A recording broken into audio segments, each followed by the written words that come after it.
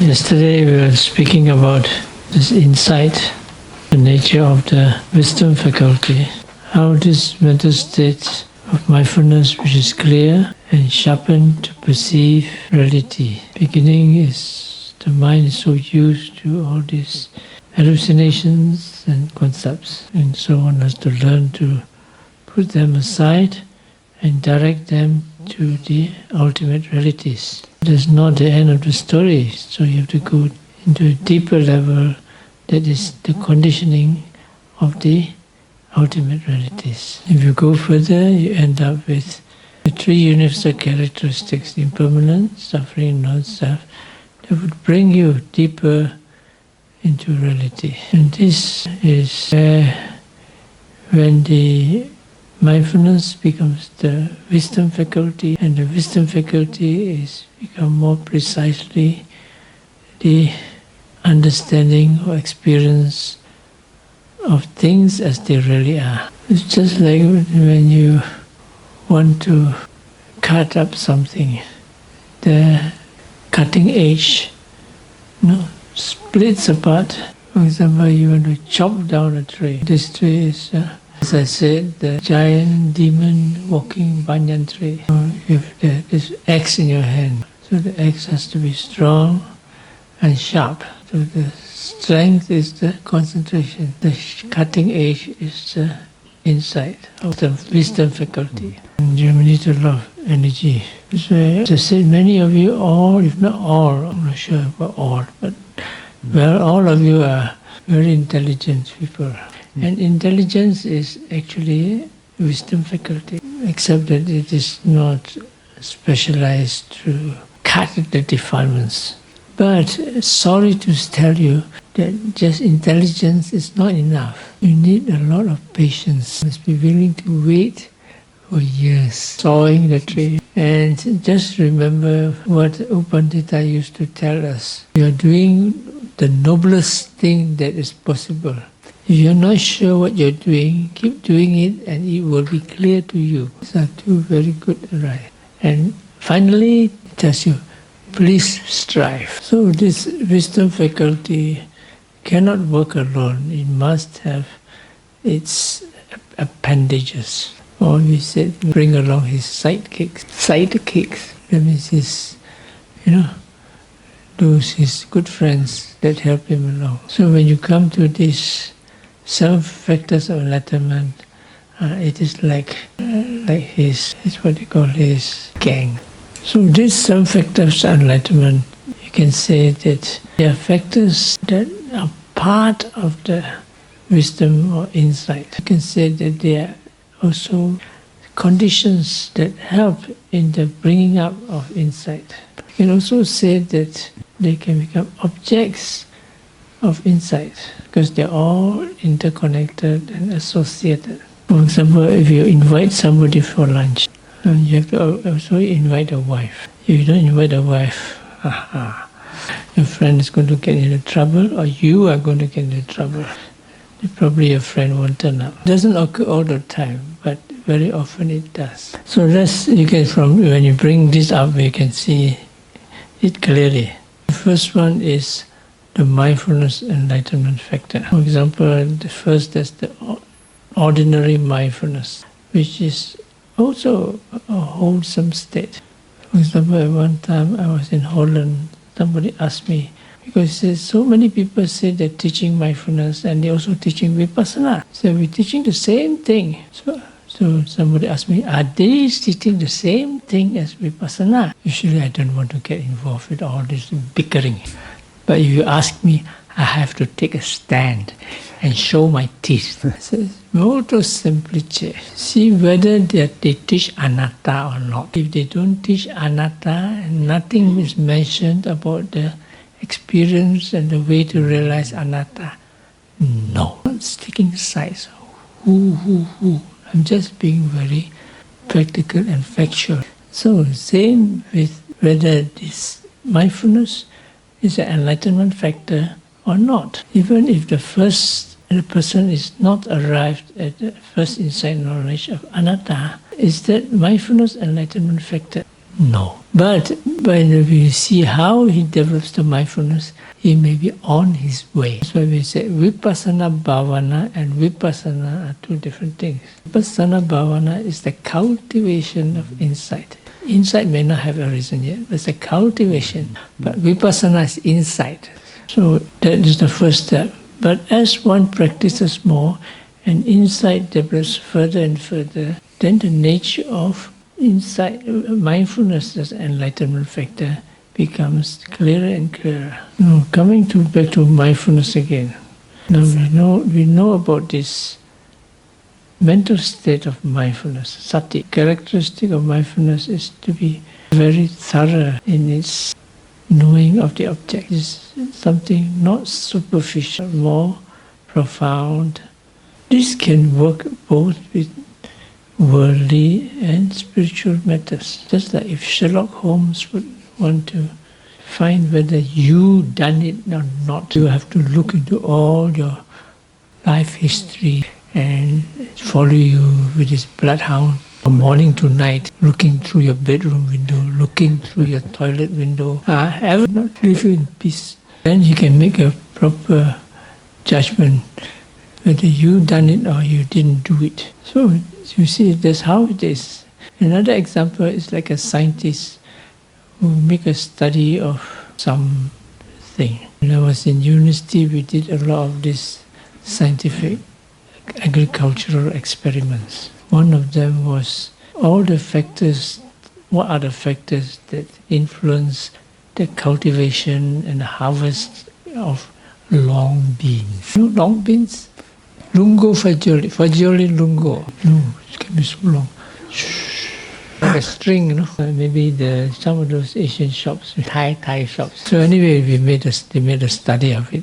So they take a lot of data. So they haven't got the results yet, but they're taking the data. And one time I was also working in the Rubber Research Institute, Rubber Research, Goma. And so they make a lot of experiments with the rubber trees. So they take the measurement, the girth, the production, everything, the soil. So the whole experiments all over the country. And from there they get valuable information of how to get the best rubber production. So that is how you collect the data information, and that is like mindfulness, looking into every aspect of the object. When you put them all together, then you can see the whole picture. What is the most important factor, and so on. So this is a kind of knowledge. But what is the result for human beings? I know about some of these research people. One of them said, when he retired, I don't want to see even one more rubber tree. That's not very helpful. So it's not something spiritual. No? But in this, if we are dealing it in the same way with natural phenomena. And so mindfulness helps you to see to all these phenomena in detail, in all these aspects and so on. Otherwise the object cannot be so clear, the processes cannot be so clear. You need to be able to see it very thoroughly. And from the whole picture of all the processes, experience all the process, then the mind can come out with the insight into its a deeper knowledge or into its nature. Just like the other day we talked about inferential and empirical knowledge. Empirical is when you get direct experience to every object. And after seeing all the objects, all the empirical knowledge come together, and you know that all this stuff is suffering. But when we talk of vipassana, this empirical knowledge comes with the experience of anatta. So when you can see this anatta in every phenomena that you watch, then you can see that all phenomena are non-self. Sabbe sankhara anicca. All formations are impermanent. So because all the phenomena, conditioned phenomena, he sees, sankharas all arise and pass away. All these phenomena that he experiences are also anatta. They are non-self. They are natural phenomena born of causes. This is sabbe sankhara anatta. Formations are non-self. But only when he experiences nibbana also as non-self, then he can say sabbe dhamma anatta. So that's why they say sabbe sankhara anicca, sabbe dhamma anatta. All formations are impermanent, all phenomena are non-self. Sabbe sankhara anicca yadapanyaya pasati attani bindati dukkhe esamago visuddhiya. All formations are impermanent. When one sees it with wisdom or insight, then one is disgusted with suffering. This is the purity or purification. So here you can see that how mindfulness brings out that wisdom faculty. That is a mindfulness of realities as non-self. And of course this realization of the non-self nature becomes the first insight knowledge. It also culminates as the last insight. So all the way it is anatta. At certain times the other aspects of it, impermanence and suffering, become clear. So that's where mindfulness comes out. It gathers all the information and puts them all together. For example, this camera, the more pixels you have, the more clearer the picture becomes. Now the thing is, you've got to take the picture of the whole world. So you can look at all types of objects. So the what objects you can see, you can develop detachment. So that's why you develop mindfulness of the body, then the feelings, then the consciousness, then the dhammas. Can you develop mindfulness of body without developing mindfulness of consciousness? Can you? Possibly? No. What happens is, if you neglect the mindfulness of consciousness and feelings, then your mindfulness won't develop very well. And in insight also won't develop very well. Just like, your four wheels. You do only Kayanupassana, then you're going only on one wheel. Can you reach Nibbana riding on a one-wheel bicycle? Of course you can, but it's better if you have four wheels. Anyway, a person who practices this eventually have to learn the other foundation. We won't go into all aspects of mindfulness. We have done enough of that. Then the next one is Dhamma Vichaya, which is investigation of the Dhamma. Again, when you think of investigation, you think of Sherlock Holmes. When I was in the States, I mentioned, who's the best Italian detective? Who's the best Italian detective? Italiano. You don't see detective films? Is there a member of the police here? Monte Alvaro. Is there? Probably when I was in the States, Andrea was there. He mentioned some name, probably Monte Alvaro. And I said, what about Lieutenant Colombo? He said, no, he's not Italian, he's American. Because when I was young, we see television show, there's the Lieutenant Colombo there, no? The only main thing I remember from that television series is he doesn't bathe. I don't know whether I remember correctly, but that was in my mind. So in a way, Dhamma Vichaya is also something like a detective. More of his digging into get to the basis of who done it. This Dhamma Vichaya in the analysis of mental states and the wisdom faculty, it is the searching aspect of the exploratory aspect of the faculty. For example, a person who was meditating, he likes to play with the mind. For example, he sees this thing, and he will think, now if I were to make this thing, how would I be able to make it? Then after that I see, okay, he wears this t-shirt. Now where would I get this t-shirt, and what am I going to want to make a t-shirt like that? This can be said is also an aspect of the wisdom faculty. It's not going to help you in your meditation. It can give you a lot of restlessness. So in meditation, we don't need this type of wisdom faculty. You should have that which does not come with thinking, but just keep on looking for deeper aspects of the reality. No, to be very thorough in things is one thing. Just like a mind which is very sensitive, so can pick up many things. But to look for more things, to find out the roots of things, that is another factor. That is when the mindfulness develops into something more than just being thorough, but rather to understand.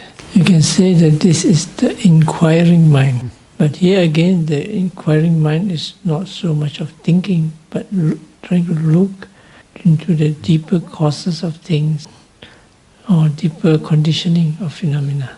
This is a very important part of vipassana, because without this, there would not be really good progress. Otherwise, the person will be experience the same thing again and again and again. You can get into some deep concentration, of course, if you have mindfulness, but it won't go beyond the superficial knowledge. For example, the simple thing like touching. You watch touching, feel the touching point. Yes, you can feel it, and very soon it gets bored.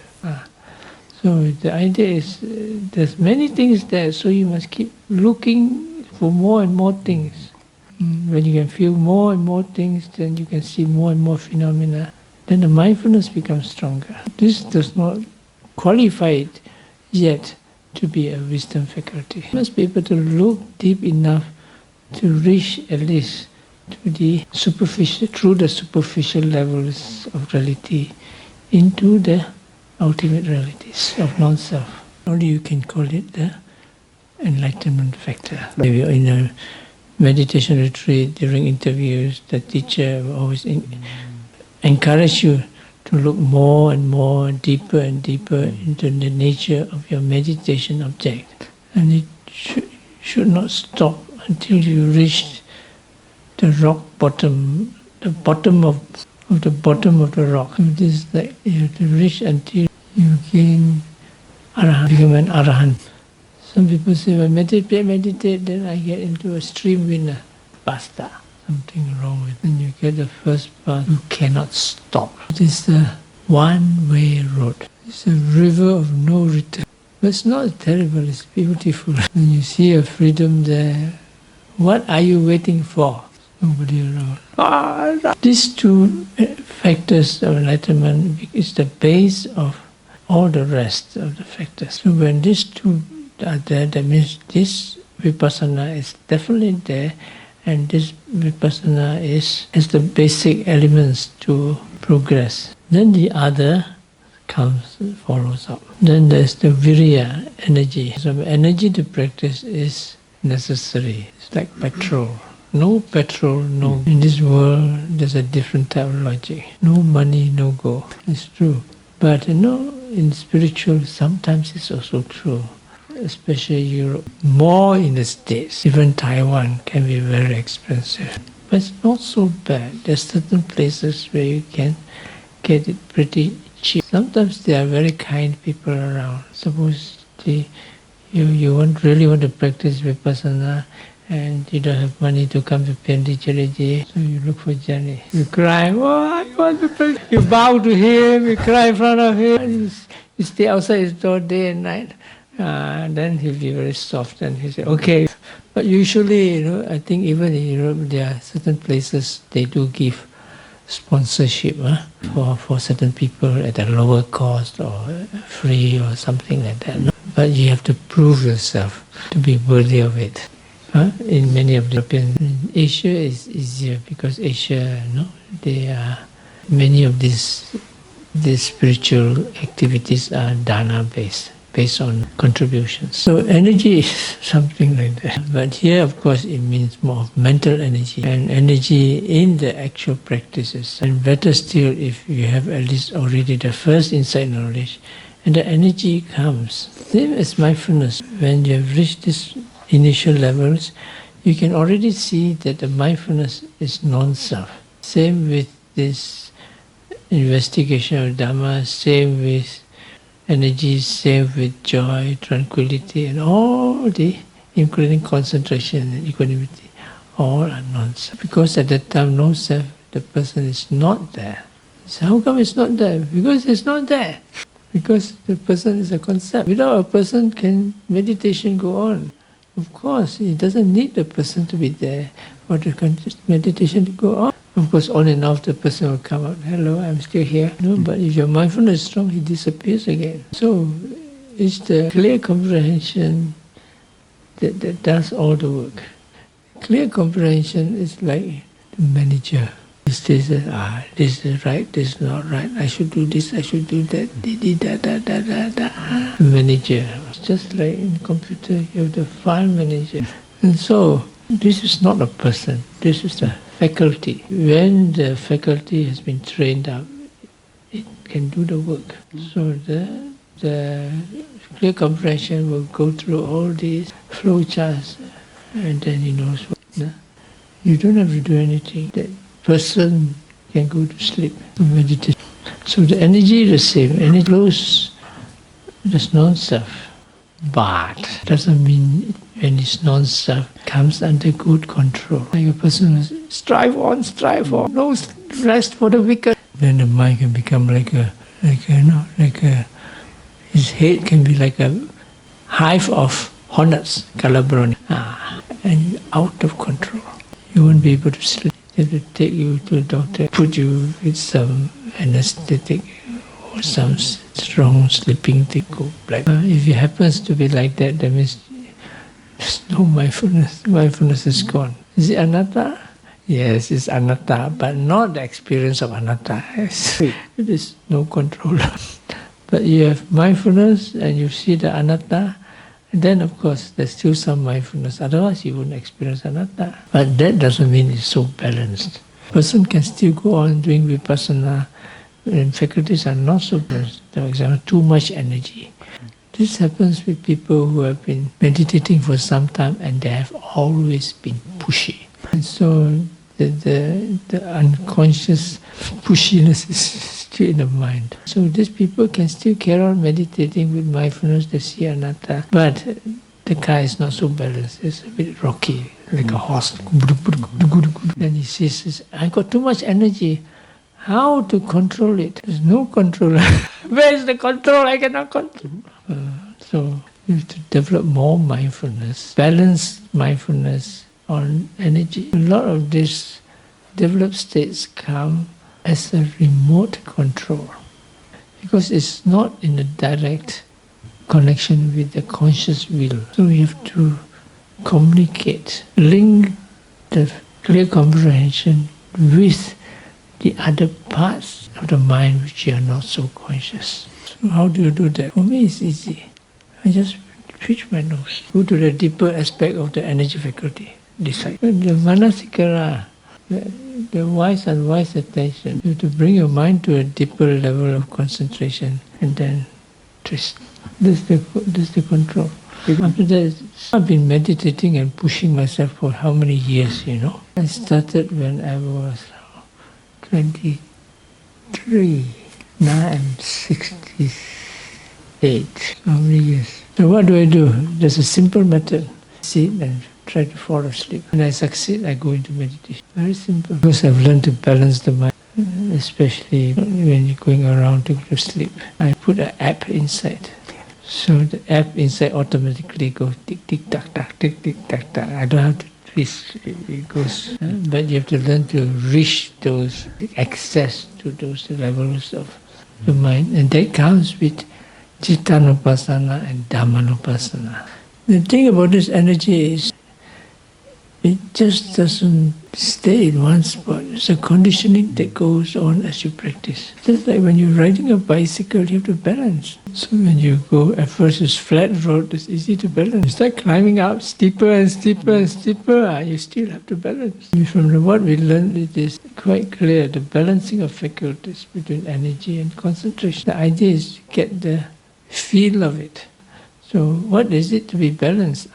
You can see, I can feel it's balancing now. So it's the inner calibration. Only that, remember, this is also non-self. So the clear comprehension has to be trained. So energy faculty. The other thing about the energy enlightenment factor is it has to be very powerful. It has to be also very subtle. The gross energy is wow. These are the gross energy. So you're like a bull. But when it's fine, it doesn't mean that it is weak. More like electricity, Take electricity. No, it's only a little electricity, especially you poke at the right rock at the sensitive points.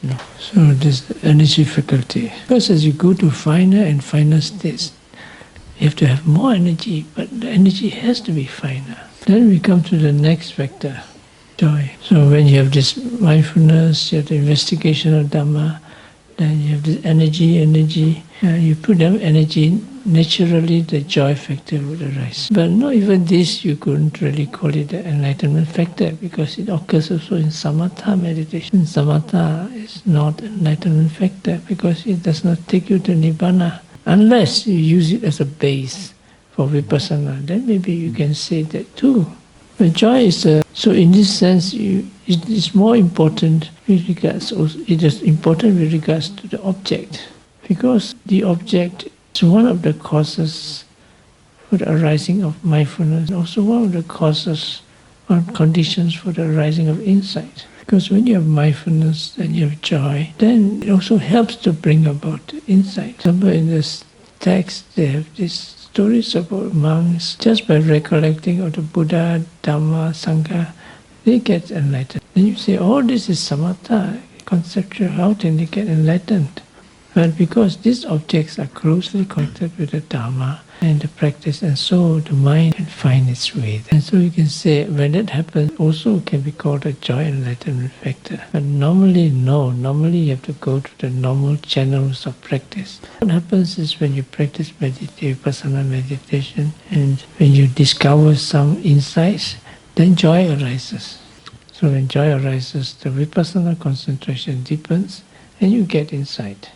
Or even, for example, you meditate and watching pain, which is quite common in vipassana.